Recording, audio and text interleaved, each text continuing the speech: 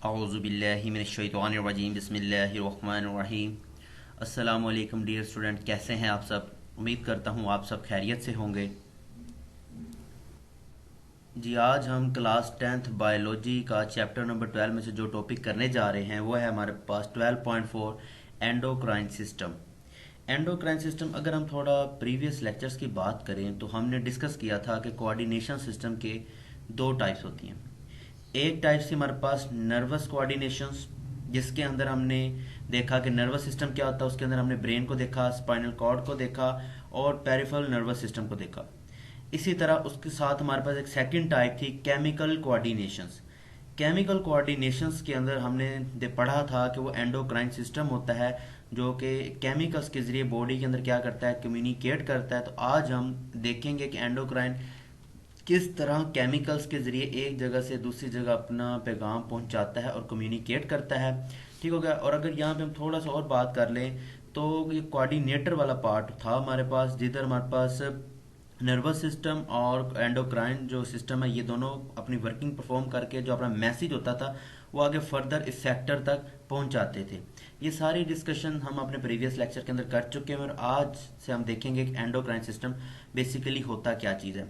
तो सबसे पहले अगर हम देखते हैं कि हमारी बॉडी के अंदर जितनी भी स्पेशली रेगुलेशंस वाली जो ज़रूरियात होती हैं जिसके अंदर, ठीक हो गया, उसके अंदर हमारे पास ग्रोथ आ जाती है, रिप्रोडक्शन आ जाती है, maintenance of the glucose concentration in the blood आ जाती है and the reobservation of water in kidney. यानी कि ये वो तमाम के तमाम वो एक्टिविटीज़ हैं जिसके अंदर हमारी बॉडी में रेगुलेशन जारी रहती है। यानी कि कभी इनकी मिकदार हमें ज़्यादा चाहिए होती है, कभी हमें कम चाहिए होती है, स्पेशली किडनी यानी कि रीऑब्जर्वेशन ऑफ वाटर के अंदर एंड द ब्लड के अंदर ग्लूकोज की कंसंट्रेशन। ठीक हो गया। इस चीज़ को एक बाकायदा सिस्टम में चलाने के लिए, एक बाकायदा तरतीब से चलाने के लिए जो हमारे पास सिस्टम अपनी वर्किंग परफॉर्म कर रहा होता है उसे हम कहते हैं एंडोक्राइन सिस्टम। ठीक हो गया। यहाँ तक तो बात कवर होगी। आगे हम बात करते हैं कि ये जो कम्युनिकेट करता है ये केमिकल्स के ज़रिए करता है। ठीक है। केमिकल्स के ज़रिए जो भी मैसेज होता है वो अपना इफेक्टर्स तक क्या करता है, अपना मैसेज को पहुंचा देता है। अब ये जिस केमिकल के जरिए या जिन केमिकल के जरिए ये अपना मैसेज कोऑर्डिनेटर वाले पार्ट से इफेक्टर तक जो मैसेज पहुंचाता है उस केमिकल को हम कहते हैं हार्मोन्स। ठीक है, उसे हम क्या कहते हैं, हार्मोन्स कहते हैं। अब ये हार्मोन्स कोऑर्डिनेटर से इफेक्टर तक जाता किस तरह है और किसके जरिए जाता है वो हम देखते हैं। अब तो सबसे बात करें कि ये जो भी अपना मैसेज होता है, सबसे पहले जो इसके एंडोक्राइन ग्लैंड होते हैं वो क्या करते हैं, मैसेज को सिंथेसाइज करते हैं, मैसेज को बनाते हैं, उसके बाद उसकी सिक्रेटेड करते हैं यानी उसको खारिज कर देते हैं। अब जो इसने मैसेज अब सिक्रेशंस की है जो मैसेज की वो क्या होती है, डक्टलेस होती है, यानी कि विदाउट वेन्स होती है, यानी कि हम बगैर कहें तो बगैर नालियों की होती है। जैसे कि नर्वस कोऑर्डिनेशन की हम बात करें तो वहां पे हमारे पास प्रॉपर एक वेन यानी एक जाल होता था मैसेज पहुंचाने का, उसके जरिए जाता था। लेकिन इसके लिए कोई अपना स्पेसिफिक कोई यानी कि वे नहीं होता, इसलिए इसे हम कहते हैं ये डक्टलेस होता है। ठीक हो गया। अब ये क्या करता है, जितना भी अपना जो मैसेज होता है या जो भी अपने हार्मोन्स होते हैं उसको डायरेक्टली सिक्रेशंस कर देता है किसके अंदर, ब्लड स्ट्रीम के अंदर यानी कि ब्लड के अंदर। अब ब्लड में करने का क्या फायदा होता है कि ब्लड चूंकि पूरी बॉडी के अंदर सर्कुलेट कर रहा होता है, ठीक है। अब जैसे ही अपना मैसेज ब्लड के अंदर देता है तो ब्लड के अंदर सेल्स इस चीज को आइडेंटिफाई कर लेते हैं ये जो मैसेज आया है ये किस टिश्यूज तक या किस ऑर्गन तक या इसने ये मैसेज मैंने कहाँ पहुंचाना है, ब्लड इतनी इसकी आइडेंटिफिकेशंस कर लेता हूँ हार्मोन्स की और सीधा उस हार्मोन्स को लेकर वो सीधा अपने टारगेट ऑर्गन या टिश्यूज तक क्या करता है उसको पहुंचा देता है।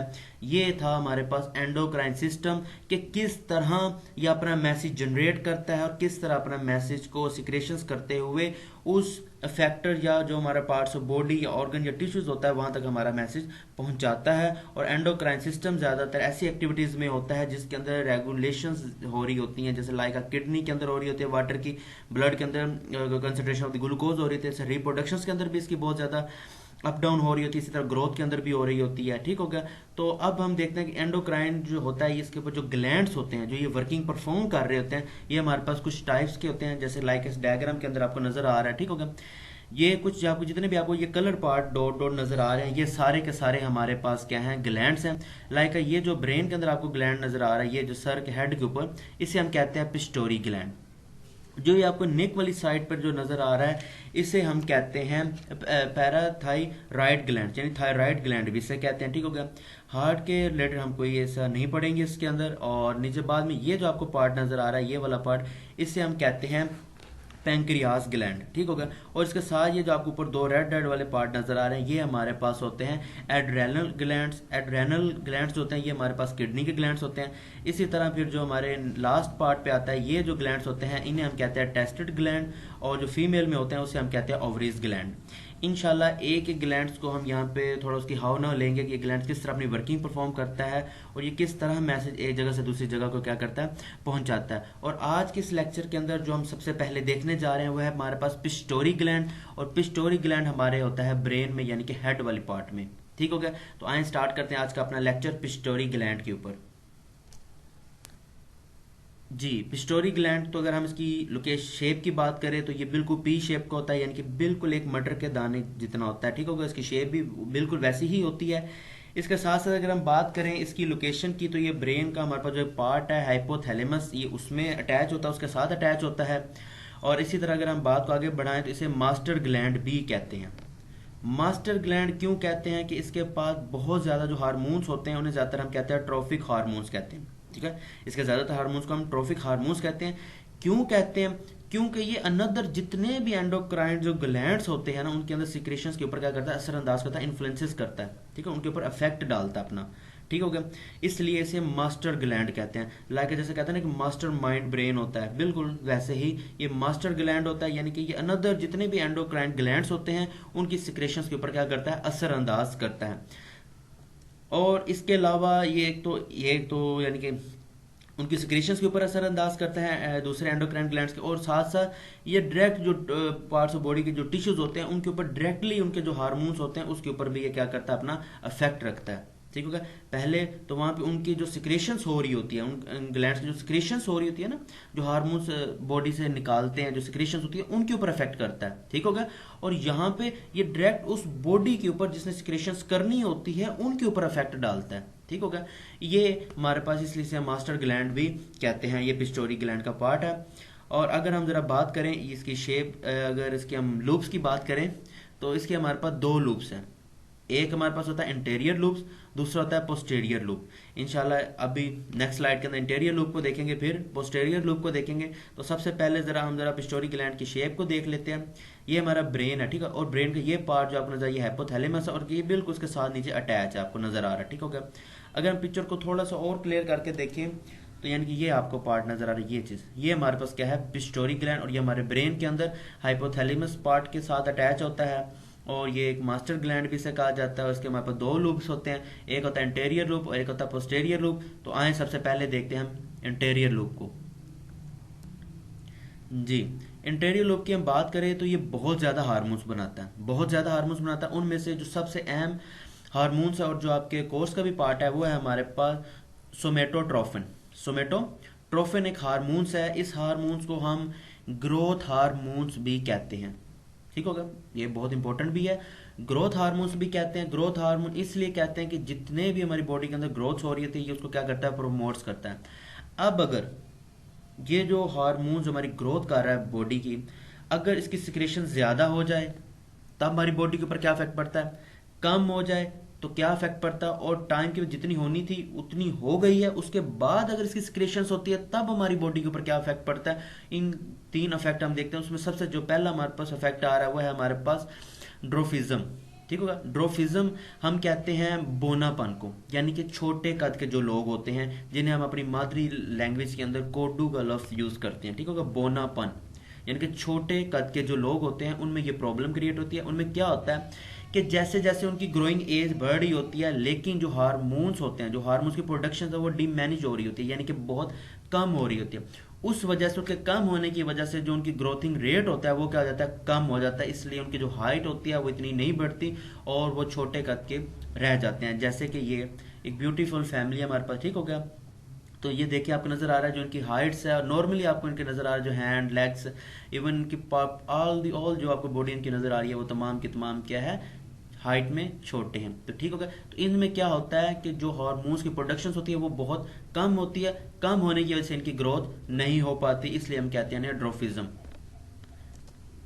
आगे हमारे पास जो सेकंड टाइप आती है इसे हम कहते हैं जाइगेंटिज्म। जाइगेंटिज्म कहते हैं। इसमें क्या होता है, जो हार्मोन्स जो अपनी एक्सक्रीशंस कर रहा होता है वो एक्सेसिवली कर रहा होता है, यानी कि बहुत ज्यादा प्रोड्यूस कर रहा होता है। हार्मोन्स क्या करता है, बहुत ज्यादा करता है, यानी कि अपनी उस एज के हिसाब से जब बहुत ज्यादा हो जाती है तो उसकी वजह से क्या हो जाता है, ऐसा जो पर्सन होता है वो वेरी टॉल यानी कि बहुत बड़ा हो जाता है, या ओवरवेट यानी कि या तो बहुत ज्यादा मोटा हो जाता है। ये इसकी होता है अगर उसकी हार्मोन्स की प्रोडक्शन क्या हो जाता है बहुत ज्यादा हो जाए, लाइक दिस डायग्राम, जैसे कि ये सारे के नॉर्मल पर्सन खड़े हैं, इनकी हाइट आपके सामने, और जबकि ये जो जाइगेंटिज्म का जो पेशेंट है यानी कि जो उसके हार्मोन्स की तादाद बहुत ज्यादा हुई है, उनकी हाइट पे आपको वाज़िया फर्क नजर आ रहा है, उनकी हाइट क्या होती है बहुत ज्यादा हो जाती है। ठीक होगा। एक थर्ड हमारे पास टाइप आती है जिसे हम कहते हैं एंग्रोमैगली। एंग्रोमैगली हम उस पार्ट के अंदर कहते हैं कि जब हमारी जो सिक्रेशन जो हो रही होती है ना सोमेटोट्रोफिन्स की, वो एक्सेसिवली प्रोड्यूस करता है, लेकिन कब करता है, आफ्टर ग्रोइंग एज, यानी कि एज पूरी हो चुकी है, जितने थे उतनी मौजूद है, एक नॉर्मल हाइट है, लेकिन उसके बाद उसकी सिक्रेशंस क्या कर दे, ज्यादा कर दे, तब क्या होता है जो उसके इंटरनल ऑर्गन्स होते हैं यानी कि जो इंटरनल पार्ट्स बॉडी होते हैं वो, या तो जो बॉडी के एक्सट्रीमिटीज होते हैं, एक्सट्रीमाइट्स जो होते हैं, जो एक्सट्रीमाइट्स यानी कि जो उनके बिल्कुल किनारे होते हैं बॉडी के, लाइक हमारे जो हैंड्स होते हैं ये हमारी बॉडी के किनारे के अंदर आते हैं, ठीक है। इसी तरह हमारे लेग्स आते हैं और हमारे जो जॉ बोन्स आते हैं, इनके वजह से क्या होता है, ये जो पार्ट्स हैं जैसे कि हमारा जो हैंड होता है, फीट होता है, ये जॉ बोन्स होता है, ये क्या हो जाते हैं, इनके बहुत बड़े हो जाते हैं। ठीक हो गया। जैसे कि इस डायग्राम के अंदर नजर आ रहा है कि जो इनके हैंड होते हैं वो बहुत ज्यादा बड़े हो जाते हैं, और इनका ये वाला पार्ट जॉ होता है, नोज वगैरह, ये सारा पार्ट क्या जाता है एक नॉर्मल पर्सन की निस्बत हमें बहुत ज्यादा बड़े नजर आ रहे होते हैं। तो ये होता है हमारे पास एंग्रोमेंगली, जिसके अंदर क्या होता है कि ग्रोइंग एज के बाद, यानी कि जितनी एज ग्रो होनी थी उतनी होगी, उसके बाद इसकी सिक्रेशन ज्यादा हो जाए, तब ये हमारे पास प्रॉब्लम क्रिएट होती है। जी। इंटीरियर लोब की हमारे पास दूसरी जो टाइप है वो है थायराइड स्टिमुलेटिंग हार्मोन्स, जिसे हम टीएसएच भी कहते हैं। ये हमारे बिल्कुल नेक जो होती है ना, इसके अंदर ये मौजूद होते हैं, ये ग्लैंड थायराइड स्टिमुलेटिंग हार्मोन्स कहते हैं इन्हें। ठीक हो गया। और अगर हम इसकी बात करें तो ये सिर्फ और सिर्फ जो थायराइड ग्लैंड्स होते हैं ना, ये थायराइड ग्लैंड है, इनके अपने जो हार्मोन्स होते हैं, जो इनके अपने हार्मोन्स क्या करते हैं, सिर्फ उनकी सिक्रेशंस में क्या करते हैं, उनको स्टिमुलेट्स करते हैं, बस। ये सिंपल इसका आपके कोर्स के अंदर पार्ट है, यानी कि जो इनके अपने हार्मोन्स होते हैं उसकी सिक्रेशंस के दौरान क्या करते हैं, थायराइड ग्लैंड को क्या करते हैं, स्टिमुलेट्स करते हैं, यानी कि उनको तहरीक देते हैं। ठीक हो गया आसान लफ्जों में। तो ये था हमारे पास थायराइड स्टिमुलेटिंग हार्मोन्स। इसके अलावा भी हमारे पास पिट्यूटरी जो ग्लैंड है, उसका जो इंटीरियर लूब है, इसके अंदर और भी बहुत ज्यादा हार्मोन्स होते हैं। कुछ ऐसे हार्मोन्स भी होते हैं जो कि हमारे रिप्रोडक्टिव ऑर्गन्स को इन्फ्लुएंसेस करते हैं, उसको असरअंदाज करते हैं। ठीक होगा। इसके साथ साथ ये हमारे जो एड्रेनल ग्लैंड्स होते हैं, यानी कि जो हमारे किडनी के ग्लैंड्स होते हैं, उनको भी क्या करते हैं, ये कंट्रोल करते हैं। तो ये सिर्फ आपकी सिर्फ इतनी से इसकी आपका पार्ट है, इसलिए इनकी डिटेल नहीं है। तो ये था हमारे पास इंटीरियर लूब। अब हम देखते हैं पोस्टेरियर लूब को। जी। पोस्टेरियर लूब की अगर हम बात करें तो इसके पास दो किस्म के हार्मोन्स होते हैं जो सीक्रेट्स करता है या उन्हें स्टोर करता है। उन दोनों में से हमारे पास पहला है, हमारे पास वैजियोप्रेजेंस है, जिसे हम एंटी डायरेटिक हार्मोन्स भी कहते हैं, यानी कि एडीएच। और सेकंड हमारे पास आता है ऑक्सीटोसिन। ठीक है, ऑक्सीटोसिन हमारे पास है, और वैजियोप्रेजेंस है। तो ये हार्मोन, दोनों हार्मोन्स की अगर हम प्रोडक्शन की बात करें तो ये भी दोनों ब्रेन का ही पार्ट है, चूंकि ये पिट्यूटरी ग्लैंड से रिलेट करते हैं, इसलिए ये भी हाइपोथैलेमस के अंदर ही प्रोड्यूस होते हैं। तो इनके ऊपर देखते हैं, पहले देखते हैं कि वैजियोप्रेजेंस जो है ये किस किस्म की वर्किंग परफॉर्म देता है। जी। वैजियोप्रेजेंस की अगर हम बात करें तो ये नेफ्रॉन्स के अंदर जितनी भी हमारी वाटर की रीऑब्जर्वेशन हो रही होती है, ये उसके रेट को इंक्रीज करता है। ठीक हो गया। अब किस तरह इंक्रीज करता है वो देखते हैं। इसके लिए हमारे पास दो स्टेट आती हैं। फर्स्ट स्टेट आती है कि हमारी बॉडी के अंदर लेसर वाटर पोटेंशियल हो, यानी कि हमारी बॉडी के अंदर जो वाटर की मिकदार है वो कम हो गई हो। इस पार्ट को हमने अपने प्रीवियस चैप्टर नंबर 11 के अंदर किडनी, यानी कि हमने देखा था किडनी ऑस्मोटिक के अंदर हमने इस पार्ट को देखा था कि वहां पे किस तरह वाटर के लेवल को कम या ज्यादा किया जाता है, और हमने वहां पे डिस्कस किया था ये हार्मोन्स के जरिए हो रहा था, और ये कौन से हार्मोन्स के जरिए हो रहा था, ये वर्किंग वैजियोप्रेजेंस के जरिए हो रहा होता है। ठीक होगा। यानी कि अगर हमारी बॉडी के अंदर किसी वजह से भी वाटर की मिकदार क्या हो जाए, कम हो जाए, वाटर की मिकदार कम हो जाए, वाटर की मिकदार कम होने की वजह से जो पिट्यूटरी ग्लैंड है वो ये वेसोप्रेसिन जो हार्मोन्स हैं इनकी प्रोडक्शन क्या कर देता है, ज़्यादा कर देता है, इनकी सिक्रेशंस को बढ़ा देता है। इनकी सिक्रेशन बढ़ जाने की वजह से क्या होता है कि जितना भी वाटर होता है रीअब्जॉर्ब हो रहा होता है वो क्या होता है, कम से कम होना शुरू हो जाता है, यानी कि वाटर को कम एब्जॉर्ब करना शुरू कर देता है, जिसकी वजह से क्या होता है जो वाटर होता है वो हमारी बॉडी के अंदर ज़्यादातर रह जाता है। ठीक है, जब वाटर हमारी बॉडी के अंदर ज़्यादा रह जाता है तो इसके बाद जितना भी अनदर पार्ट होता है उसको यूरेन की फॉर्म में बॉडी से बाहर निकाल देता है, और यहाँ पे हमारे पास यूरेन की फॉर्म में जो वाटर होता है वो कम सिक्रेट होता है। ठीक हो गया। जैसे कि लाइक गर्मियों में क्या होता है कि चूंकि गर्मी बहुत ज़्यादा होती है, पसीना वगैरह बहुत ज़्यादा आता है, उसकी वजह से क्या होता है जो वाटर होता है वो हमारी बॉडी से, एक्सटर्नल बॉडी से बहुत ज़्यादा आउट होना शुरू हो जाता है। ठीक है, इसकी वजह से हमने कभी गौर किया होगा कि जो यूरेन होता है वो गर्मियों में हमें बहुत कम आता है। उसकी रीज़न भी यही है कि जो वाटर होता है वो बहुत कम रीअब्जॉर्ब कर रहा होता है, यानी कि ज़्यादा से ज़्यादा वाटर को अपने बॉडी के अंदर अब्जॉर्ब करना शुरू कर देता है, यानी कि बाहर नहीं निकलने देता, लेकिन बॉडी के अंदर ज़्यादा से ज़्यादा उसको क्या करता है, अब्जॉर्ब कर लेता है। अब्जॉर्ब होने की जबकि बॉडी के अंदर ज़्यादा हो जाता है और इसलिए उसकी सिक्रेशन बाहर की जानिब बाहर यानी कम होती है यूरेन की फॉर्म में। ठीक हो गया। यहाँ पे ये वाटर की मिकदार अगर बॉडी में कम हो जाए तो ये हार्मोन्स की जो मिकदार होती है ज़्यादा कर देता है, इसलिए ज़्यादा होने की वजह से वो ज़्यादा से ज़्यादा बॉडी को जो वाटर होता है वो अंदर स्टोर कर लेता है, बाहर कम जाने देता है। ठीक हो गया। जब बाहर कम जाने देगा तो सिंपल जो यूरेन होगा उसकी मिकदार भी क्या हो जाएगी, कम हो जाएगी हमारे पास। और सेकंड हमारे पास इसकी जो पार्ट बनता है वो ग्रेटर वाटर पोटेंशियल है, यानी कि अगर वाटर की मिकदार क्या हो जाती है, बहुत ज़्यादा हो जाती है। अगर वाटर की मिकदार बहुत ज़्यादा हो गई है तब ये हार्मोन्स क्या करता है, कम डिक्लाइन करता है, यानी कि डिक्लाइन करता है, यानी कि बहुत कम हार्मोन्स को क्या करता है, सिक्रेशंस करता है।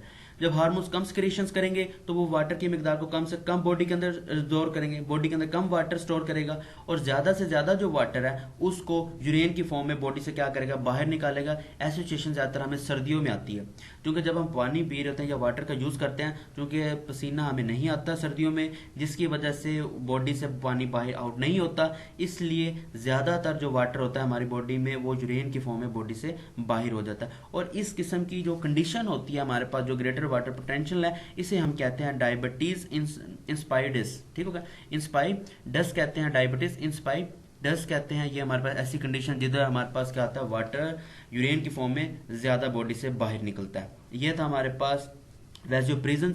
अब देखते हैं हम ऑक्सीटोसिन।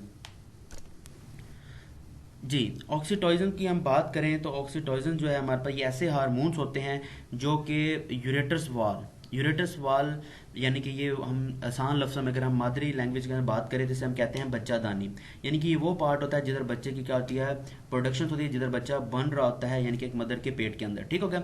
जैसे कि ये पार्ट हमारे पास क्या कहलाता है, यूट्रस कहलाता है। इसकी जो वाल्व है इसके अंदर जो कॉन्ट्रैक्शंस हो रही होती है उसको क्या करता है, ये स्टिमुलेट करता है। ठीक हो गया, उसको डिटेक्ट कर रहा होता है। ठीक हो गया, ये एक हार्मोन्स इसका जिम्मेदार होता है। और सेकेंडली ये हार्मोन्स दूसरा जो काम कर रहा होता है वो मिल्क फ्रॉम दी ब्रेस्ट कर रहा होता है, यानी कि जो ब्रेस्ट के अंदर मिल्क प्रोड्यूस होता है फीमेल पार्ट के अंदर, ये उस चीज़ का भी जिम्मेदार होता है। और ये जो ऑक्सीटोसिन हार्मोन्स होते हैं ये फीमेल पार्ट के अंदर होते हैं। ठीक हो गया, वहाँ पे ये यूरेटस के वॉल के ऊपर स्टिमुलेट कर रहे होते हैं, कॉन्ट्रैक्शंस को स्टिमुलेट कर रहे होते हैं। और सेकेंडली ये क्या काम कर रहे होते हैं, जो मिल्क होता है ब्रेस्ट के अंदर ये उसकी प्रोडक्शन कर रहे होते हैं। बहुत शुक्रिया, ये था आज का हमारा लेक्चर जिसके अंदर हमने देखा कि एंडोक्राइन सिस्टम क्या होता है, और एंडोक्राइन सिस्टम के अंदर हमने पहला ग्लैंड देखा जिसके अंदर पिट्यूटरी ग्लैंड था। उम्मीद करता हूँ आज आपको लेक्चर अंडरस्टैंड हो गया होगा। अगर फिर भी कोई क्वेश्चन है आपका या कोई चीज़ समझ नहीं है तो आप कमेंट करें, इंशाल्लाह बहुत जल्द उसका आंसर आपको मिल जाएगा। बहुत शुक्रिया। वीडियो अच्छी लगी है, लेक्चर की समझ भी आ रही है तो लाइक करें, कमेंट करें, और अगर अभी तक आपने मेरा चैनल सब्सक्राइब नहीं किया तो मेरे चैनल को भी सब्सक्राइब करें और साथ लगे छोटे से बेल आइकन को लाजमी प्रेस कर दें ताकि मेरी आने वाली हर वीडियो या लेक्चर आप तक पहले पहुंच सके। बहुत शुक्रिया। इंशाल्लाह मुलाकात होती है हमारे नेक्स्ट लेक्चर में, तब तक के लिए अल्लाह हाफिज़।